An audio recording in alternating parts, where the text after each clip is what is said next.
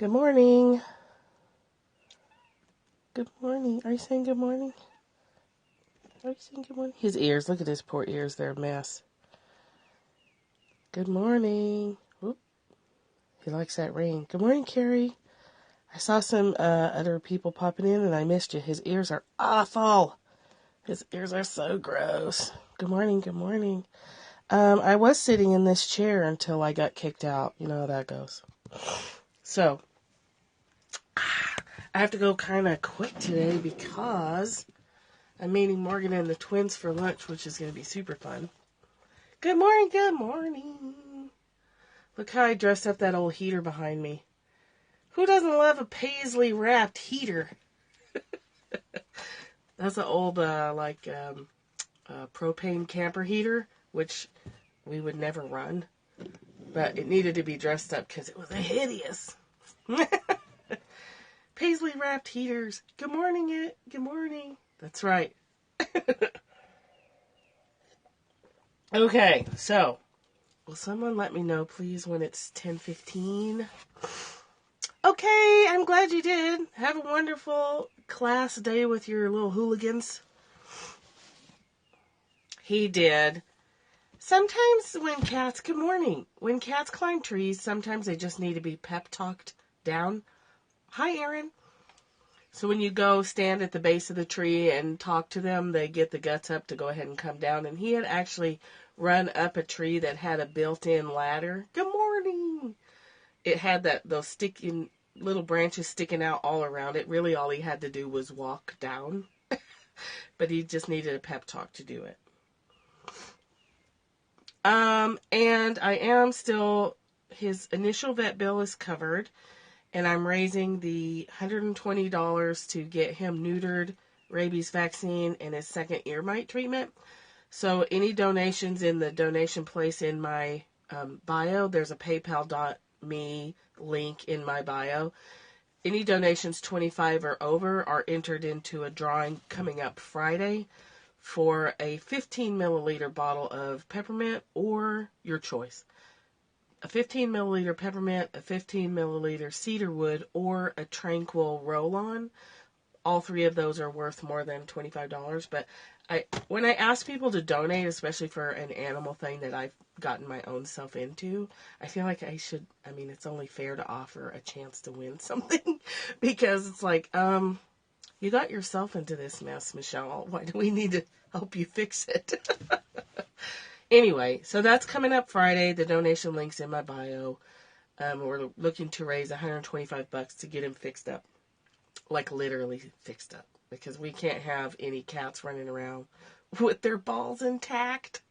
We're all in this cat shit together. He's not feral though. They do a feral test, which I found out. If the cat will let them touch them, they declassify them as feral and they won't give you the freebie. There's a place really close by to us, and it's $110 for the neutering. I know, right? The neutering and the rabies shot, and then it's another $15 for the his second round of ear mite stuff because he's got the ear mites in the worst way. He's actually kind of gross right now. I know, it's not fair. If I say they're feral, they're feral. Damn it, I should be the one making that call. And he's so pretty, but he's kind of a mess. Look at him. Look at that face. That's a dirty face. That's some seriously dirty ears. Huh, buddy? He's got some nasty old ears. No, you can't. You can't use tea tree oil on cats. Yeah, a 15 millimeter bottle is big. Cats, he is, yeah. He's getting better every day. Cats can't metabolize essential oils the way dogs do. I use tea tree oil on my dogs all the time. Their livers don't metabolize them, so what happens, it goes extremely slow. So if you use tea tree oil, it can build up to toxic levels and make them extremely ill. If I have used tea tree oil in the past, but it was extremely diluted, and it was on a patch of ringworm that nothing else was working on, and I only did it 3 times, and it worked. but it was highly, highly diluted. Yeah, cats and essential oils, except for like lavender and diffusing them in their areas where they have room to leave if they don't like it, is really about your only options with cats. Although I will say, Dr. Melissa Shelton is on Facebook. Her brand is Animal. It looks like Animal EO, but she pronounces it Animalio, like animal, like in Spanish. Or I think she took it from when she lived in Spain. She's doing amazing work with cats and dogs and essential oils, so I would recommend checking her out if you want to do that. For cats. I also consulted her about him, and she said they're having good luck with a blend called Away for pests, but when the ear mites are as bad as his, she said go ahead and use what the vet gave me, and we do have to use it twice. And I also gave him a half dose because it's one of those damn medicines that's like from 5 to 500 pounds, and he's 6.5 pounds, so I'm not going to give him the whole dose. He's just kind of, it's too bad to mess around with oils for him. The rest of them get diatomaceous earth sometimes. If somebody starts shaking their head, you can put food-grade diatomaceous earth on your finger, rub it into their ears. That will kill ear mites. It also takes care of fleas. This is your cat health show today. Good morning, Cynthia. Let's talk about some big magic here. Got questions about cats? Ask me. If I don't know the answer, I can get you to the person who does. Okay, hungry ghosts. You guys familiar with the concept of hungry ghosts? I believe it's Japanese. The feeling that takes you over where you can't not, it's addiction. A hungry ghost in the myths and legends is a ghost with a voracious appetite. He's got himself an appetite. It can't be filled. It's a big giant ghost with a mouth, but the mouth is so small that it cannot get anything in there. So it's always starving, and it can. I'm telling you, the hillbilly is strong here. Good morning. I don't know why they're that way. It could be. I just know that they can never get satisfied because the mouth is too small. They can't get anything in there. And the ghost is voracious, like starving all the time and never satisfied. So, that's addiction. You're always looking outside yourself. You can never feel that empty space in your heart that's meant to be filled by connection to your own soul and spirit. So you just are constantly seeking and searching and using external substances and never ever receiving the contentment and the satisfaction that is your birthright. So this chapter is called Hungry Ghost. So I wanted to make sure you knew what the reference was. So you will fail. Ready? You will fail. It sucks. And I hate to say it. Yeah, Google Hungry Ghost. It's interesting. It sucks and I hate to say it, but it's true. You will take creative risks and often they will not pan out. I once threw away an entire completed book because it just didn't work. I diligently finished the thing, but it really didn't work, so I threw it away. I don't know why it didn't work. How can I know? What am I, a book coroner? I have no certificate for the cause of death. The thing just didn't work. It makes me sad when I fail. It disappoints me. And disappointment can make me feel disgusted with myself or surly toward others. Surly is a great word. By this point in my life, though, I've learned how to navigate my own disappointment without plummeting too far into death spirals of shame, rage, or inertia. That's because by this point in my life, I have come to understand what part of me is suffering when I fail. It's just my ego. It's that simple. I've got nothing against egos, broadly speaking. We all have one. Some of us might even have two. Just as you need your fear for basic human survival, you also need your ego to provide you with the fundamental outlines of selfhood, to help you proclaim your individuality, define your desires, understand your preferences, and defend your borders. Your ego, simply put, is what makes you who you are. Without one, you're nothing but an amorphous blob. Therefore, as the sociologist and author Martha Beck says of the ego, don't leave home without it. That's why we talk all the time here about making friends with your ego. There is no banishing of the ego. That's just repression and creating a bigger shadow self that then will rise up and kick you in the ass when you least expect it and at the worst possible time. Don't let your ego totally run the show either, or it will shut down the show. Your ego is a wonderful servant, but it's a terrible master. The only thing your ego ever wants is reward, reward, and more reward. And since there's never enough reward to satisfy, your ego will always be disappointed. Left unmanaged, that kind of disappointment will rot you from the inside out. An unchecked ego is what the Buddhists call a hungry ghost, forever famished, eternally howling with need and greed. Some version of that hunger dwells within all of us. We all have that lunatic presence living deep within our guts that refuses to ever be satisfied with anything. I have it, you have it, we all have it. My saving grace is this, though. I know that I am not only an ego, I am also a soul. And I know that my soul doesn't care a whit about reward or failure. My soul is not guided by dreams of praise or fears of criticism. My soul doesn't even have language for such notions. My soul, when I tend to it, is a far more expansive and fascinating source of guidance than my ego will ever be, because my soul desires only one thing, and that is wonder. Yes, your awareness that you have one, and your dedication to stay connected to it. It's a beautiful thing. Since creativity is my most efficient pathway to wonder, I take refuge there, and it feeds my soul, and it quiets the hungry ghost, thereby saving me from the most dangerous aspect of myself. So whenever that brittle voice of dissatisfaction emerges within me, I can say, "Oh, my ego, there you are, old friend." It's the same thing when I'm being criticized and I notice myself reacting with outrage, heartache, or defensiveness. It's just my ego flaring up and testing its power. In such circumstances, I have learned to watch my heated emotions carefully, but I try not to take them too seriously because I know it's merely my ego that has been wounded, never my soul. It is merely my ego that wants revenge or to win the biggest prize. It's merely my ego that wants to start a Twitter war against a hater, or to sulk at an insult, or to quit in righteous indignation because I didn't get the outcome I wanted.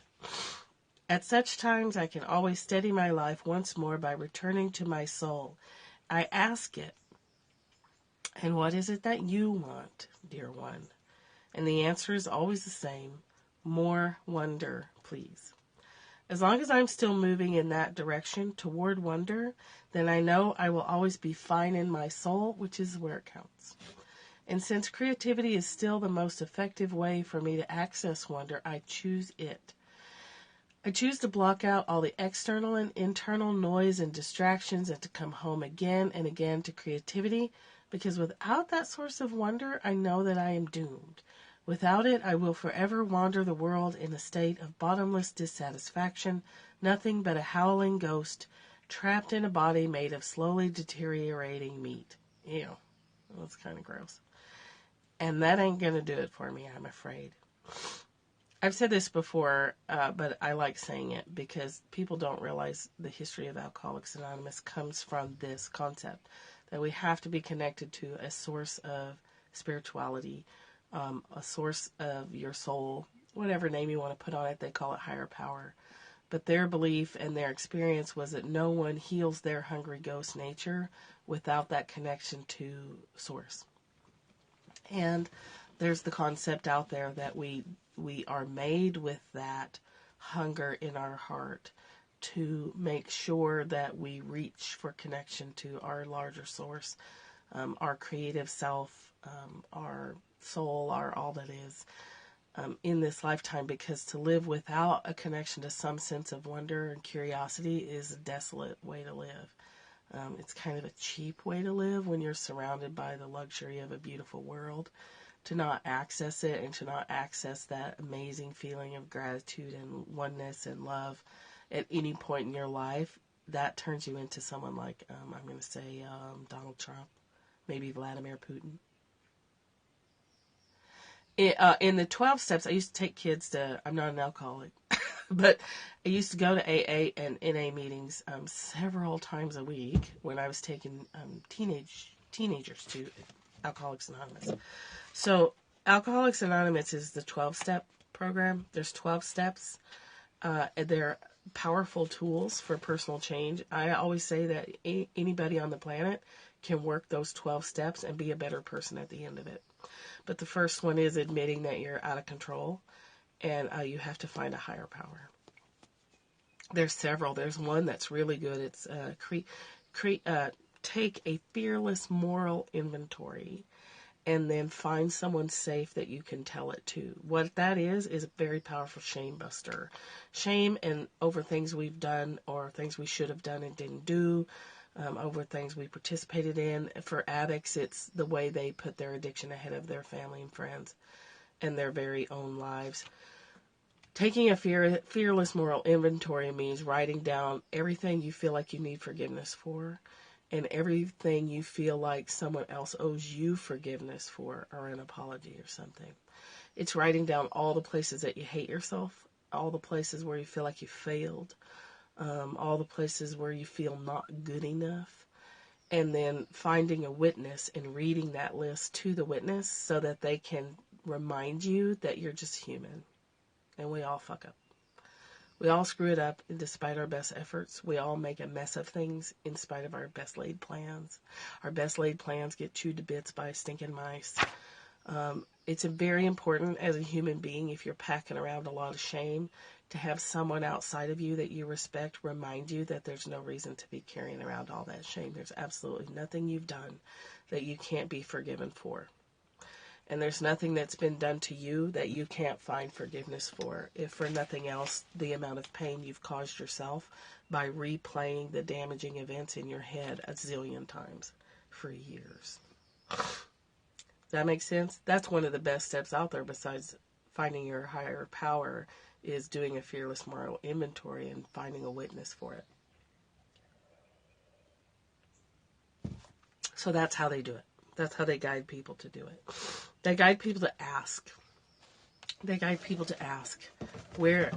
Because if you're an addict and you're living in a homeless shelter or on the street because of your addiction, excuse me, the allergies are crazy today. You're not going to have an easy time finding a sense of a higher power. But just by asking to feel it, asking just out in the air, like, help, help me. I don't even know what a higher power is. Please help me feel it. And then waiting, you have to stay sober to do it. And then waiting, but then it starts to come to you. Get little signs, get little synchronicities that let you know there's something that's larger than you that is also you and is listening and communicating. So that's how.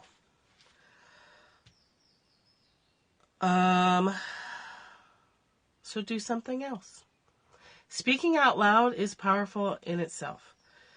Making your declarations out loud, asking for help out loud, of help of human people or, any invisible being that might possibly help you when you're in that state of mind, asking it out loud is a big deal. So, how do you shake off failure and shame in order to keep living a creative life? First of all, speaking of forgiveness, forgive yourself. We're going to talk about forgiveness oil and finance oil either this afternoon or in the morning, because this forgiveness oil, this is the second time I've used it. It's kicking my ass in a good way. So we will talk about that oil this afternoon or tomorrow. I don't know what time I'm going to get back. Yeah, and it actually smells really good.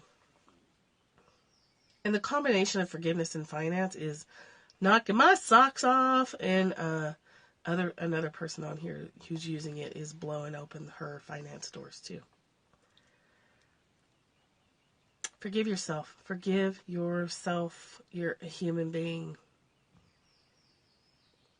Okay, I'll make the commitment for this afternoon. I'll do an oil scope this afternoon. If you made something and it didn't work out, let it go. Just let it go. Let it go. Easier said than done, correct? Ha ha, hint, hint. I'll do it this afternoon. It may be late well, my afternoon is still early for a lot of people, but I guess not for Michelle, but for Erin, it'll be a couple hours earlier. And my 4 o'clock will be her 2 o'clock. Remember that you're nothing but a beginner, even if you've been working your craft for 50 years. We're all just beginners here, and we shall all die beginners, so let it go. Forget about the last project and go searching with an open heart for the next one.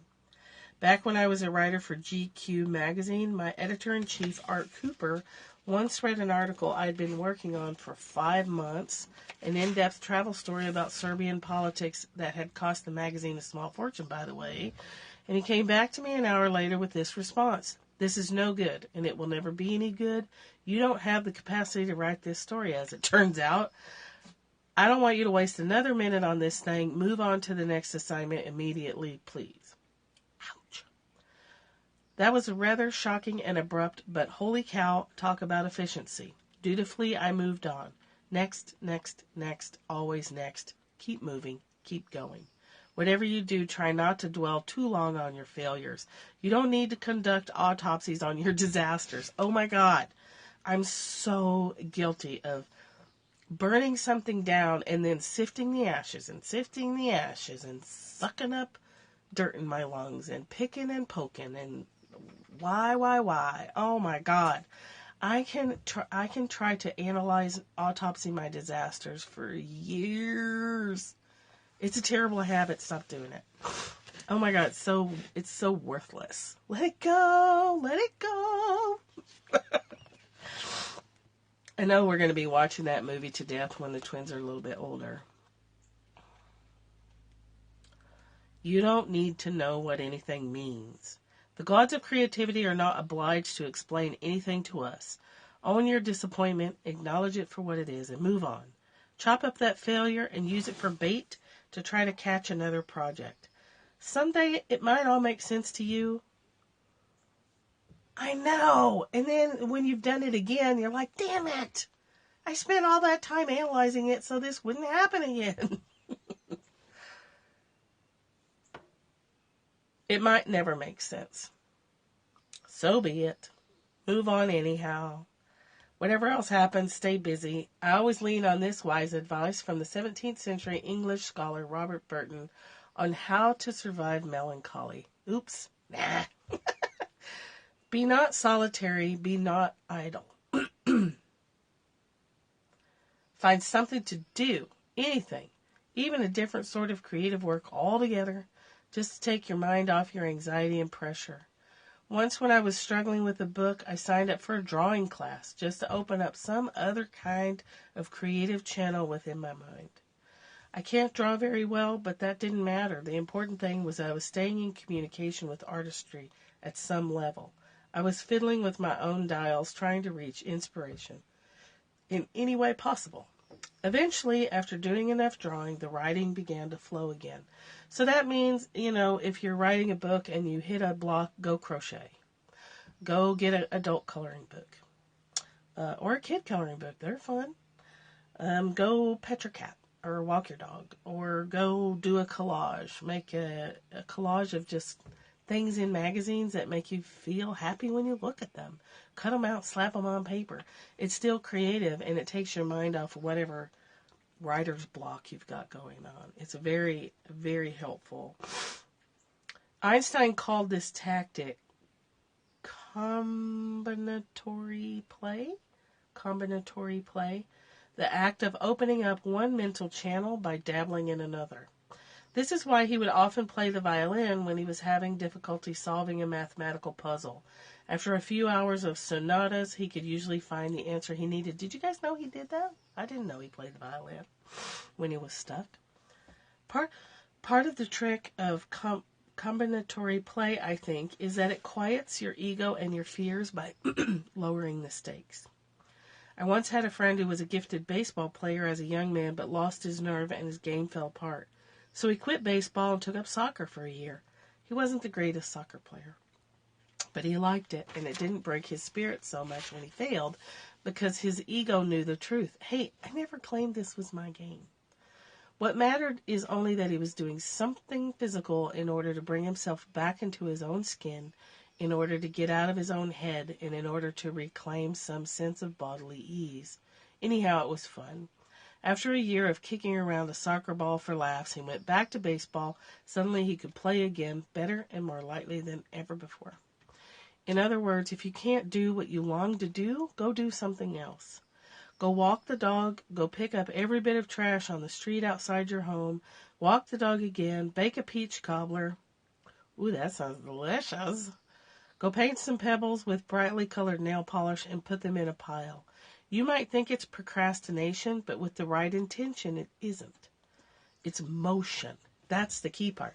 It's involving your body, which is what we're learning. It's definitely what I'm learning this last year, and I think you guys are too, that our body's been left out of the equation, and things aren't going to shift until we start involving bringing what's in our head down into our bodies through some sort of motion.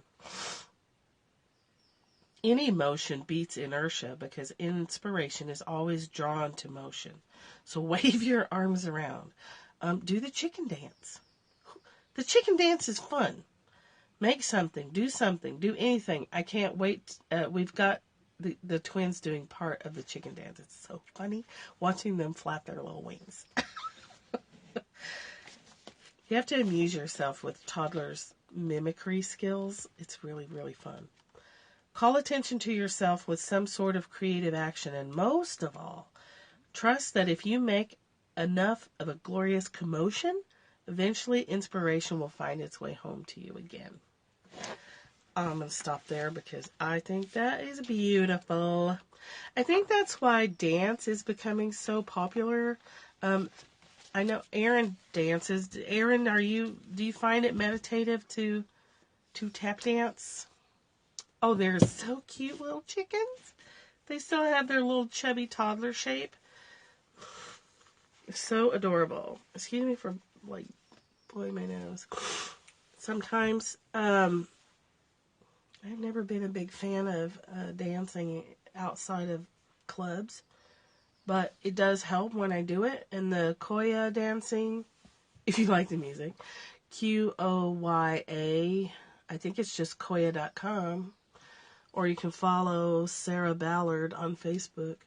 Koya dancing is really good. I heard recently about something called Shakti dancing, which sounds like dancing but with a lot of vocalizations, which I wouldn't like that at all. I'm not sure. I mean, maybe someday I could get past being self-conscious, but I don't think I could dance and hoot and holler with a bunch of women. Maybe. At this point in my life, I can't imagine doing that and feeling comfortable with it. I'm just not that free-flowing without alcohol, and I don't like to drink anymore.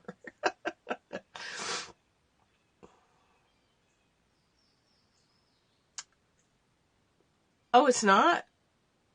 Okay. Koya.love. All alone, it's great. I could do it alone. Yeah. I do Koya dancing alone, but I don't really have any desire to do that in a group either. But if it's 80s night at the bar and they're playing some old rap music, I'll shake a tail feather then.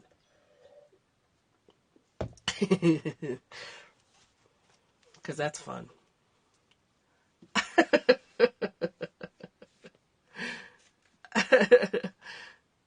You can't, I dare anybody to listen to Funky Cold Medina and not want to get up and dance, if not actually get up and dance. Okay, quick card, and then I gotta go. You can't hear Tone Loc and not dance. He was a master. Yes. Oh gosh, yes, Carrie, right? Yeah, I do too. Funky Cold Medina. And his voice is just, he has a lovely voice for a rapper. A lot of rappers, their voices are not actually that great. But Tone Loc has a really pleasant voice, and he's a master, he's a mix master. So let's pull a quick card, just super quick. I didn't even put it up there. They're just sitting here, and I thought, why not? Wild thing. Boom, boom, boom, boom, boom. She likes to do the wild thing. Is that the Wild Thing version you're talking about, Betty? 'Cause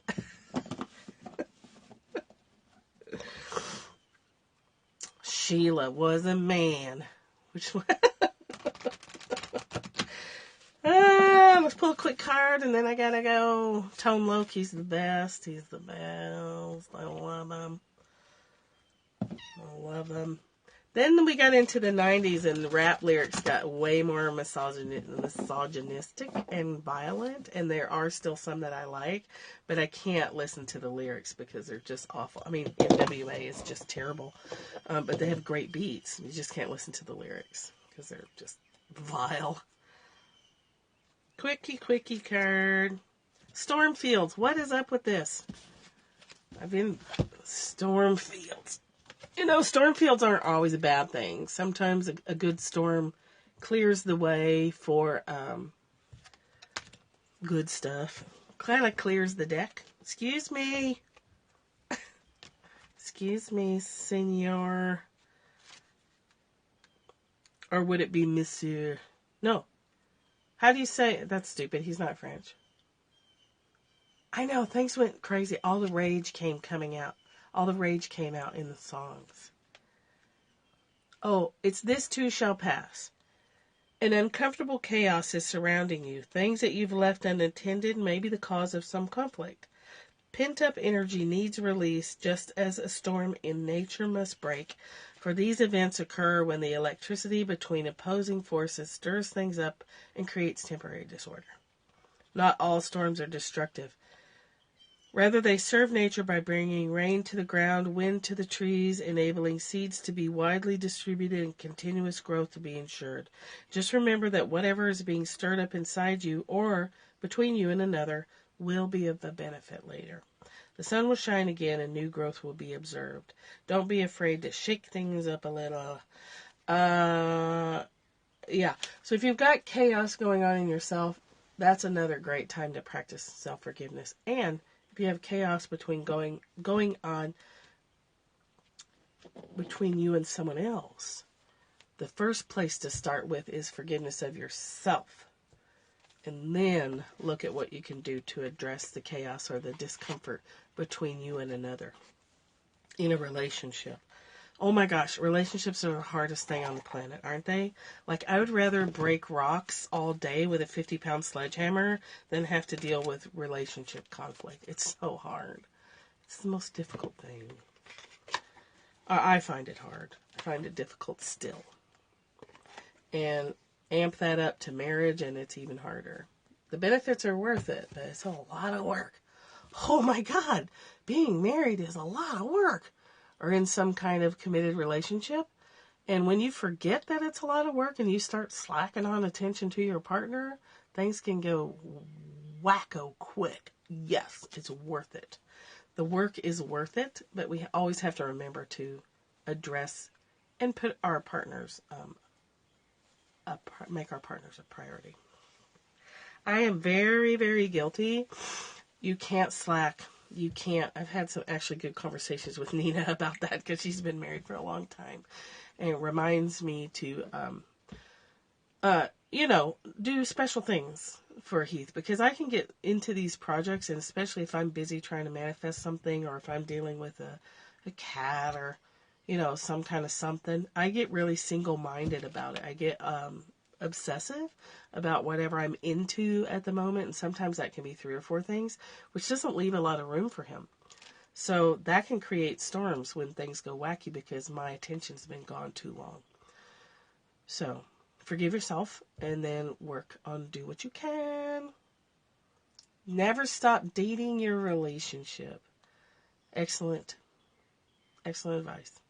So I'm gonna go. I gotta drive. You learned that the hard way. Where's the rule book, right? Oh. It's our human nature that familiar things we go blind to, and people get familiar to us, and then we go blind to how much we value them. You're welcome.